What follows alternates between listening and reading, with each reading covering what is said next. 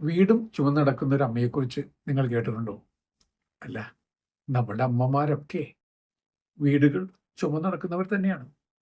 പക്ഷെ അക്ഷരാർത്ഥത്തിൽ ജന്തുജീവജാലങ്ങളിൽ വീട് ശരീരത്തോട് ചേർത്ത് ചുമന്ന് നടക്കുന്ന ഒരിനം പുഴുവുണ്ട്. ബാഗ് വേം കാറ്റർപില്ലർ എന്ന പേര്. ചിത്രശലഭ പുഴു, കമ്പിളിപ്പുഴു എന്നൊക്കെ മലയാളത്തിൽ ഇതിനെ വിളിക്കാം. ഇതെന്താണ് ചെയ്യുക? പുഴുവായിരിക്കുമ്പോൾ അതിൻ്റെ ശരീരത്തിന് ചുറ്റിലും ചെറു ഇലകളും ചില്ലകളുടെ തരികളും ഒക്കെ ചേർത്ത് ഒരു വീട് പണിതൊരുക്കുന്നു. സുരക്ഷിതത്വത്തിന് വേണ്ടിയുള്ള ഒരു ഉറ പോലെയാണ്. ആ വീടും ചുമന്നാണ് ഈ പുഴു സഞ്ചരിക്കുക. ആപത്ത് ഘട്ടങ്ങൾ ഉണ്ടാകുമ്പോൾ ഈ കൂടിനകത്തേക്ക് തല പൂഴ്ത്തി രക്ഷപ്പെടും. അങ്ങനെ വീടും ചുമന്ന് നടക്കുന്ന ഒരമ്മ. ശരത്കാലമാകുമ്പോൾ ആൺപുഴു ഫെറമോൻ എന്ന സുഗന്ധത്താൽ പ്രേരിപ്പിക്കപ്പെട്ട് ഈ പ്രണയ വീട് കണ്ടെത്തുന്നു. അതിലേക്ക് മെല്ലെ പ്രവേശിക്കുന്നു, ഇണചേരുന്നു. ഇണ ചേർന്ന് കഴിഞ്ഞാൽ ഇതിന് ചിറകുമുളക്കുകയായി. പ്രപഞ്ചത്തിന്റെ സുന്ദരമായ കവിത പോലെയാണ്. ചിറക് മുളച്ച് അതൊരു നിശാശലഭമായി പുറത്തേക്ക് വരും. പക്ഷേ ഈ നിശാശലഭത്തിന് തൻ്റെ പ്രണയമില്ലാതെ ജീവിക്കാനാവില്ല. 1-2 ദിവസത്തിൽ കൂടുതൽ അതിന് ജീവിക്കാനാവില്ല. കാരണം പോഷണവും ഭക്ഷണവും ഒക്കെ തൻ്റെ പ്രണയമേകിയ വ്യക്തിയിലൂടെ ആയിരുന്നു. ഇപ്പോൾ ആ കൂടും വീടും പ്രണയവും നഷ്ടപ്പെട്ടു കഴിഞ്ഞപ്പോൾ അതിന് പറക്കാനാവില്ല. അത് ചത്തൊടുങ്ങും. ഇനി ഈ ചിത്രശലഭപ്പുഴുവിൻ്റെ കാര്യവും അത് ഇണ ചേർന്നതിന് ശേഷം പിന്നെ മുട്ടകളിടാൻ തുടങ്ങുന്നു. 100 കണക്കിന് മുട്ടകൾ. മുട്ടകൾ വിരിയുന്നതിന് വേണ്ടി ഈ അമ്മ എന്താ ചെയ്യുക? അമ്മ എന്ന വീട് മുട്ടകളുടെ മേൽ ഒരിനം കമ്പിളിപ്പുതപ്പ് പോലെയായി സ്വയം അങ്ങ് മാറുകയാണ്. സ്വയം അങ്ങ് മാറി പതുക്കെ പതുക്കെ കുഞ്ഞുങ്ങൾ വിരിഞ്ഞു കഴിയുമ്പോൾ അവരുടെ ആദ്യത്തെ ഭക്ഷണം ഒരുതരം മമ്മിഫൈഡ് ആയിട്ടുള്ള ഈ അമ്മയുടെ ശരീരമാണ്. അമ്മയുടെ ശരീരം ഭക്ഷിച്ച് ഭക്ഷിച്ച് കുഞ്ഞുങ്ങൾ വളരും. ശരിക്കും പറഞ്ഞു കഴിഞ്ഞാൽ അമ്മ ആദ്യം വീടായി, പിന്നെ അപ്പമായി, അമ്മ എല്ലാമായി.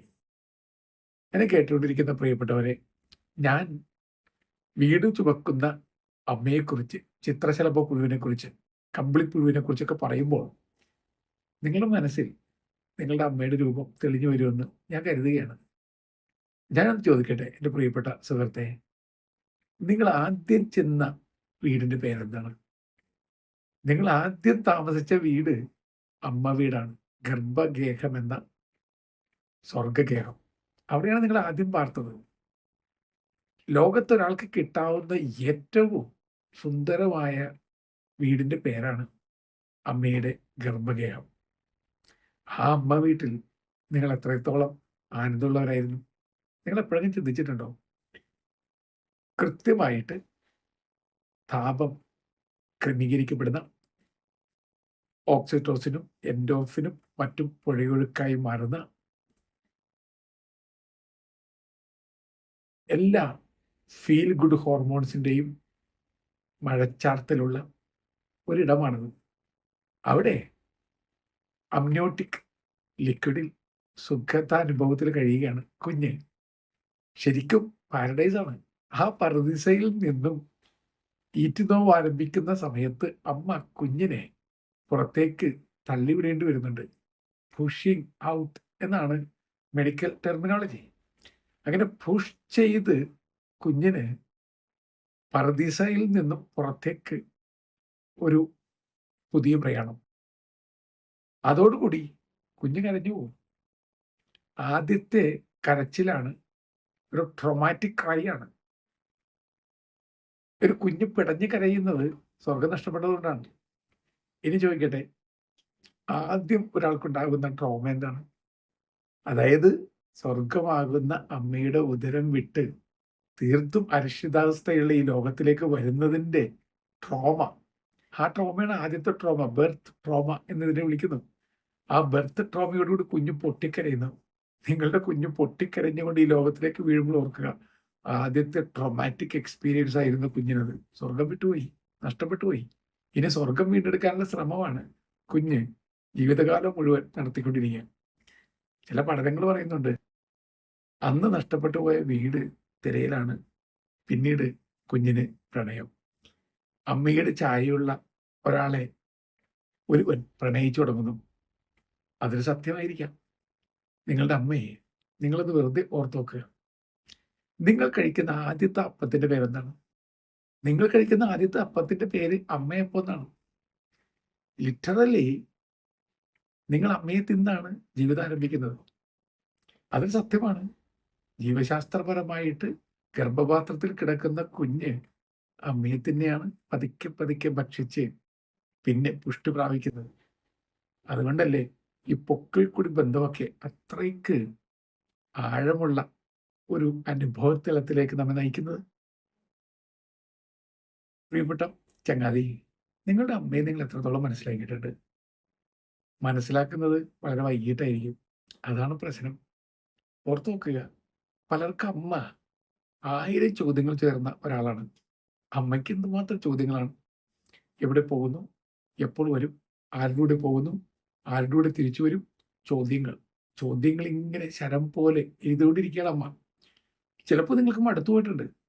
പക്ഷെ ഓർത്തു നോക്കുക, ഈ ചോദ്യങ്ങളെല്ലാം അവസാനിപ്പിച്ച് മഹാമൗനത്തിൻ്റെ കട്ടിലിൽ അമ്മ മഹാനിദ്രയിൽ അങ്ങനെ കിടക്കുമ്പോൾ നിങ്ങൾ കരുതുന്നു, നിങ്ങൾ മനസ്സിലാക്കും, ഇപ്പോൾ തിരിഞ്ഞു നോക്കാൻ ഒരാൾ ഈ വീട്ടിലില്ല.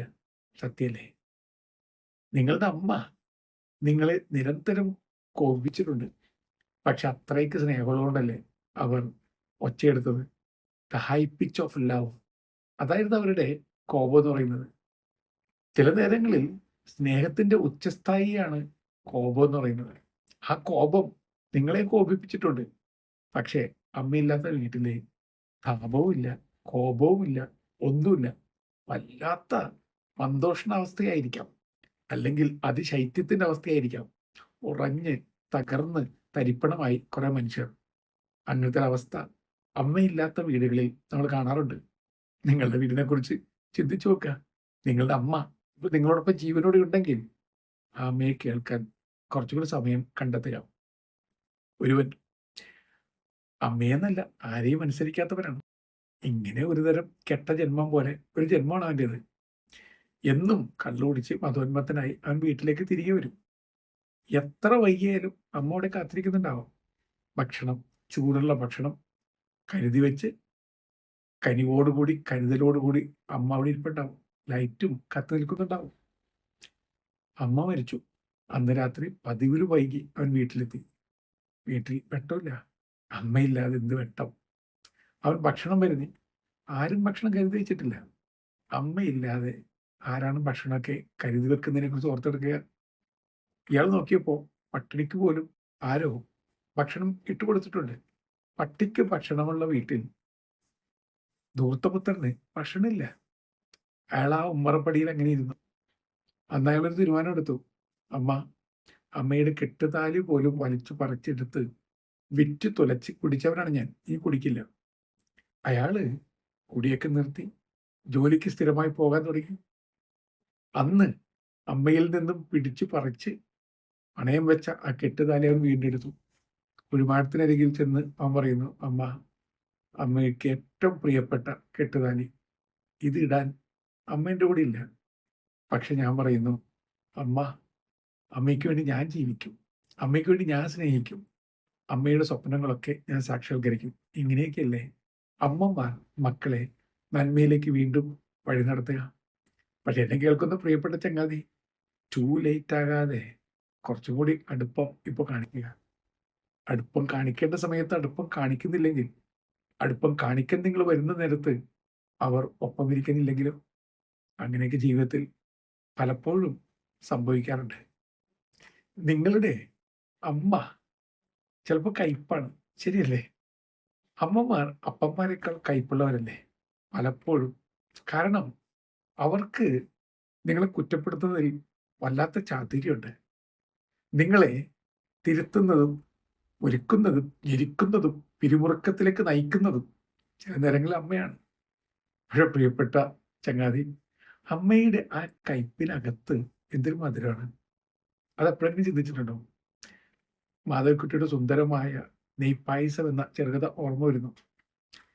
ഇങ്ങനെ ഓടി നടന്ന് പണിയെടുത്ത പാവപ്പെട്ട സ്ത്രീ അങ്ങനെ ഓടി നടക്കുന്നതിനിടയിൽ തന്നെ കുഴഞ്ഞു വീണ് മരിച്ചു. അവരുടെ ശവദാഹം കഴിഞ്ഞ് ഭർത്താവ് വീട്ടിലെത്തി. മക്കളുണ്ട് കൂടെ. അവൾ എപ്പോഴും ഇരിക്കുന്ന, പണിയെല്ലാം കഴിഞ്ഞിരിക്കുന്ന ആ കസേരയിലേക്ക് അയാളിങ്ങനെ നോക്കിയിരിക്കുകയാണ്. മേശപ്പുറത്ത് വൈകുന്നേരത്തെ വരെയുള്ള ഭക്ഷണം എല്ലാം കൃത്യമായിട്ട് ഒരുക്കി വെച്ചിട്ടുണ്ട്. ഇതെല്ലാം ഒരുക്കിയിട്ടാണ് അവൾ മരിച്ചത്. മകൾ വന്നിട്ട് പറയുന്നു, അമ്മ വിശേഷപ്പെട്ട ഒരു വിഭവം കൂടി ഉണ്ടാക്കിയിട്ടുണ്ട്, നെയ്പായസം. അമ്മ ഉണ്ടാക്കിയ നെയ്പായസം ഇനി മകൾക്ക് നുകരാനാവില്ലല്ലോ. അവൾ സങ്കടത്തോടെയും സന്തോഷത്തോടെയും അതിങ്ങനെ കഴിച്ചുകൊണ്ടിരിക്കുമ്പോൾ അയാളിങ്ങനെ വിജനതയിൽ നോക്കിയിരിക്കുകയാണ്. ചില മനുഷ്യർ അങ്ങനെയാണ്. അവർ കടന്നു പോകുന്നത് വരെ നമ്മുടെ കയ്പെല്ലാം മാറ്റിയിട്ടുണ്ടാവും. അവർ മധുരമായി അലിഞ്ഞലിഞ്ഞലിഞ്ഞ് നമ്മുടെ ജീവിതത്തിന് മാധുര്യം നൽകും. നിങ്ങളുടെ അമ്മയെ, നിങ്ങളുടെ ജീവിതത്തിന്റെ മാധുര്യമായ അമ്മയെ മറക്കരുത്. ഓർത്തേക്കുക, നിങ്ങളിങ്ങനെ അവിടെ ഇവിടെ കലയുന്ന നേരത്ത് കെടാവിളക്ക് പോലെ വീട്ടിലൊരാൾ കാത്തിരിക്കുന്നുണ്ട്. ആ കെടാവിളക്ക് കെടുന്ന നേരത്ത് നിങ്ങൾ മനസ്സിലാക്കും പിന്നെ അധികം പേര് നിങ്ങളെ കാത്തിരിക്കില്ലെന്ന്. അതുകൊണ്ട് അവരെ ഒന്ന് മനസ്സിലാക്കാൻ ശ്രമിച്ചു നോക്കുക. എന്നും അവർക്ക് ബലം ഉണ്ടാവുമെന്ന് നിങ്ങൾ കരുതുന്നുണ്ടോ? ബലമുള്ള നേരത്ത് നിങ്ങൾക്ക് വേണ്ടി ഓടിയത് അവരാണ്. നിങ്ങളെ ഉയർത്തിയെടുക്കാൻ വേണ്ടി കൈകൾ നീട്ടിയത് അവരാണ്. നിങ്ങൾ വീണപ്പോൾ ചുമലിൽ താങ്ങിയത് അവരാണ്. ഇനി പതുക്കെ പതുക്കെ അവരുടെ ബലമൊക്കെ കുറഞ്ഞു വരും. ബലം കുറഞ്ഞ് അവർ നിങ്ങളുടെ ചുമലിലേക്ക് ചായേണ്ട അവസ്ഥയൊക്കെ വരും. അപ്പോഴോർത്തേക്കുക, നിങ്ങളെ ആകാശം കാണിച്ചു തന്നത് ഈ അമ്മയായിരുന്നു. അവരുടെ ആകാശമാകാൻ നിങ്ങൾക്ക് സാധിച്ചാൽ അതൊരു ഭാഗ്യമായിട്ടല്ലേ കാണേണ്ടത്. വീട് ചുമക്കുന്ന അമ്മയെ ഇടക്കൊന്ന് നമസ്കരിക്കണം. വീട് ചുമക്കുന്ന അമ്മ തന്നെയാണ്. ചില സംസാരിച്ചു, തപിച്ചു, ശപിച്ചു, കലഹിച്ചു, അങ്ങനെ ഒച്ച വെച്ച് ജീവിക്കുന്ന ആ അമ്മയുടെ ഒച്ച വീട്ടിലില്ലെങ്കിൽ വീടുറങ്ങി പോകില്ലേ? നിങ്ങൾ എപ്പോഴെങ്കിലും ഓർത്തിട്ടുണ്ടോ? അവരിങ്ങനെ ഒച്ച വെക്കുന്നത് നിങ്ങൾക്ക് കൂടൊരുക്കി തരുന്നതിനിടയിലാണ്. നിങ്ങൾക്ക് ആകാശം കാണിച്ചു തരുന്നതിനിടയിലാണ് അവരിങ്ങനെ ഒച്ച വെക്കുന്നത്. ആ ഒച്ച ഇല്ലാതായി കഴിഞ്ഞാൽ പിന്നെ എന്ത് വീട്, ഏത് വീട്? നിങ്ങളുടെ അമ്മയെ സ്നേഹത്തോടു കൂടി ഒന്ന് ഓർക്കണം. മകനെ കാണാൻ അമ്മയ്ക്ക് വല്ലാത്ത കൊതി. അവൻ വിദേശ നാട്ടില് ഒരുപാട് പണം ഉണ്ടാക്കിക്കൊണ്ടിരിക്കുകയാണ്. എപ്പോൾ വേണമെങ്കിലും അവന് വീട്ടിലേക്ക് വരാം. പക്ഷെ വീട്ടിലേക്കുള്ള വഴി അവൻ മറന്നുപോയി. അപ്പൻ മെസ്സേജ് വിട്ടു, മോനെ അമ്മയ്ക്ക് നിന്നെ കാണാൻ കൊതിയാടാ, ഒന്ന് വന്നേക്കുക, വന്നിട്ട് പോവുക. മകൻ ഉടൻ തന്നെ മറുപടി വിട്ടു, തിരക്കപ്പ, തിരക്കോട് തിരക്കപ്പ. വീണ്ടും അപ്പൻ പറഞ്ഞു, അമ്മയ്ക്ക് നിന്നെ കാണാൻ കൊതിയാടാ, അവൾ രോഗിണിയാണ്, വല്ലാതെ കിടപ്പിലായി. അവൻ പറഞ്ഞു, നമ്മുടെ അമ്മയല്ലേ, best medicine, best doctor, best hospital, എല്ലാം ബെസ്റ്റ്. നമ്മുടെ ബെസ്റ്റ് അമ്മയ്ക്ക് ബെസ്റ്റ് തന്നെ വേണം, എല്ലാം അച്ഛൻ അറേഞ്ച് ചെയ്തു. അയാൾ മറുപടി പറഞ്ഞു, മോനെ നിന്റെ അമ്മയുടെ ബെസ്റ്റ് മെഡിസിൻ നീയാണ്, ബെസ്റ്റ് ഡോക്ടർ നീയാണ്, ബെസ്റ്റ് ഹോസ്പിറ്റൽ നീ തന്നെയാണ്. നീ വന്നാൽ തീരാവുന്നേ ഉള്ളൂ അമ്മയുടെ സകല പ്രശ്നവും, ഒന്ന് വന്നു പോവനെ. അവൻ പറഞ്ഞു, തിരക്കപ്പ, തിരക്ക്, അടുത്ത അവധിക്കാവട്ടെ, നോക്കാം. കാത്തിരുന്ന് നിന്നെരിഞ്ഞ് കത്തിപ്പടർന്ന് അമ്മ മരിച്ചു. അപ്പോൾ മകൻ ഓടിയെത്തി. മകൻ അവരുടെ കാൽക്കൽ വീണ് വന്നിക്കാൻ തുടങ്ങുമ്പോൾ ഹിസ്റ്റീരിക്കായി അപ്പൻ അലർന്നു, തൊട്ടുപോകരുത്, ഇപ്പൊ അവിടെ ഒരു ശവം മാത്രമാണ്, അമ്മയില്ല. അമ്മ ഇന്നലെ വരെ ഉണ്ടായിരുന്നു. ഒന്ന് വന്നിരുന്നെങ്കിൽ അമ്മ ഇങ്ങനെ ശവമായി മാറില്ലായിരുന്നു. അമ്മ അമ്മയായി കുറച്ചു കാലം കൂടി ജീവിക്കുമായിരുന്നു. അയാള് അവരുടെ മൃതദേഹം കെട്ടിപ്പിടിച്ച് പൊട്ടിക്കരഞ്ഞു. നമുക്ക് മക്കളുമില്ല, ആരുമില്ലടോ എന്ന് അയാൾ പറഞ്ഞുകൊണ്ടിരിക്കുകയാണ്. സത്യല്ലേ? ഒരാൾ ലീവ് ചെയ്യുമ്പോൾ സ്നേഹിച്ചുകൊണ്ട് കാര്യമില്ല. ലിവ് ചെയ്യുമ്പോഴാണ് സ്നേഹിക്കേണ്ടത്. ഈ പാഠമൊക്കെ എന്നാണ് നമ്മൾ പഠിച്ചെടുക്കുക എൻ്റെ പ്രിയപ്പെട്ടവരെ? പറയാത്ത പ്രിയവാക്ക് കെട്ടിക്കിടന്ന് എൻ്റെ നെഞ്ച് കയ്ക്കുന്നു എന്ന് കവി പറയുന്നത് എത്രയോ സത്യമാണ്. പറയാത്ത പ്രിയവാക്ക് കെട്ടിക്കിടക്കുകയാണ്, അകത്ത് കയ്പായി മാറിയിട്ടുണ്ട്. അതുകൊണ്ട് നിങ്ങളുടെ അമ്മയെ നോക്കി ഐ ലവ് യു എന്നൊന്നും പറയണമെന്നില്ല. പക്ഷെ പ്രിയതരമായ, ഇഷ്ടപ്പെട്ട എന്തെങ്കിലും കാര്യമൊക്കെ അമ്മയോട് പറഞ്ഞുകൂടെ? പണ്ട് നിങ്ങൾ കുട്ടിയായിരുന്നപ്പോൾ 100 കഥകൾ പറഞ്ഞു കൊടുത്തിട്ടുണ്ട്. അമ്മ നിങ്ങളോടും കഥകൾ പറഞ്ഞിട്ടുണ്ട്. ഇപ്പൊ എന്തുകൊണ്ടാണ് അമ്മയെ കേൾക്കാനും അമ്മയോട് പറയാനും നിങ്ങൾക്ക് നേരെയില്ലാത്തത്? നിങ്ങൾ ഒരുപാട് വളർന്നെന്ന് നിങ്ങൾ കരുതുന്നുണ്ടോ? എത്ര വളർന്നാലും അമ്മയ്ക്ക് നിങ്ങൾ കുഞ്ഞാണ്. അതൊന്നും മനസ്സിലാക്കിക്കൊണ്ട് ആ ഗർഭഗേഹത്തിലേക്ക് വീണ്ടും ഒന്ന് സഞ്ചരിക്കാൻ ശ്രമിച്ചു നോക്കുക.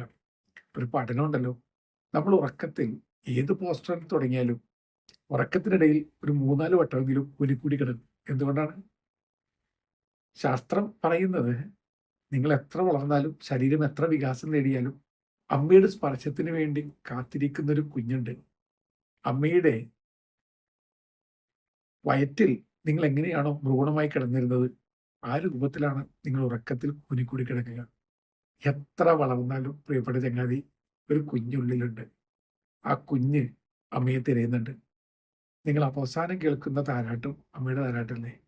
ഒരാൾ മരിക്കാൻ കിടക്കുമ്പോൾ അയാളുടെ ആ ശ്വസനത്തിൽ പോലും ആദ്യത്തെ പരാക്രമങ്ങൾ കഴിയുമ്പോൾ പിന്നെ ഒരു താരാട്ടിന്റെ ശ്രുതി വന്ന് ചേരില്ലേ? അമ്മേ എന്നയാൾ വിളിച്ചു പറഞ്ഞിട്ടായിരിക്കില്ലേ മിക്കവാറും മരിക്കുക. അമ്മയുടെ താരാട്ട് പാട്ട് കേട്ട് താരാട്ട് പോലെ മറ്റു ലോകത്തിലേക്ക് കടന്നു പോകുന്നല്ലേ? പ്രിയപ്പെട്ടവരെ, വീട് ചുമക്കുന്ന, നിങ്ങളെ ചുമക്കുന്ന, ലോകത്തെ മുഴുവൻ ഹൃദയത്തിൽ പേറുന്ന അമ്മമാരെ നമസ്കരിക്കുക. നല്ല യാത്ര നേരുന്നു.